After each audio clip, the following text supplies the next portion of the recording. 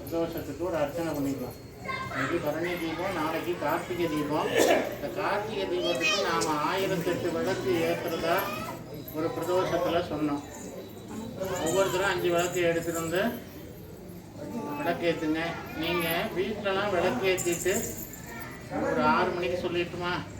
சரிங்க மோகன், நீங்கள் வீட்டில் விளக்கேற்றுறது இருக்கு, அங்கே விளக்கேற்றிட்டு இங்கே வந்துடுங்க. ஏன்னா இங்கே விளக்கேற்றிட்டு நீங்கள் போகிறதுக்கு கொஞ்சம் நேரம் ஆகும். அப்புறம் வீட்டில் போய் விளக்கு ஏற்றுறதுக்கு ரொம்ப லேட் ஆகிடும். அதனால் வீட்டில் முதல்ல விளக்கு ஏற்றிட்டு கோவிலுக்கு வந்துடுங்க. ஒவ்வொருத்தரும் முடிஞ்சவல்லையா 5 சிட்டி அதுக்கு உண்டான எண்ணெய் திரி ஒரு பொட்டுக்கிட்டு வச்சு எடுத்துகிட்டு வந்துடுங்க. சந்தன பொட்டுக்கு ஒன்று எடுத்துகிட்டு வந்துடுங்க. எடுத்துகிட்டு வந்து எல்லாத்தையும் கிழக்கமாகவே பார்த்து அந்த சிட்டிக்கெல்லாம் எண்ணெய் ஊற்றி திரி போட்டு விளக்கு ஏற்றலாம். எண்ணெய் அதை எங்கே வைக்கணும்னு அவங்க சொல்லுவாங்க. அந்த சிட்டியெல்லாம் நம்ம எங்கே வைக்கிறது, ஏன்னா எல்லா இடத்துலையும் வச்சு எண்ணெய் ஆக்கிட்டால் அதே எண்ணெயை மிதிச்சிட்டு நம்ம இந்த பக்கம்லாம் வந்தோம்னா நாம் வலிக்கி விட்டு விழுந்துருவோம்.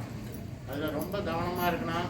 அப்புறம் சிட்டிலாம் எரியும் போது நாம் சுற்றி வந்தால் கூட பொம்பளைங்க ரொம்ப கவனமாக இருக்கணும். புடவை கடையெல்லாம் ஜாக்கிரதையாக பார்த்துக்கணும். இதெல்லாம் ஏன் அப்படின்னா ஒரு நல்ல விசேஷம் பண்ணும்போது நாம் தவறு பண்ணிடக்கூடாது. அந்த இடத்துல தவறு பண்ணிட்டா இதெல்லாம் ஏன் செஞ்சாங்கிற மாதிரி ஆகிடும்.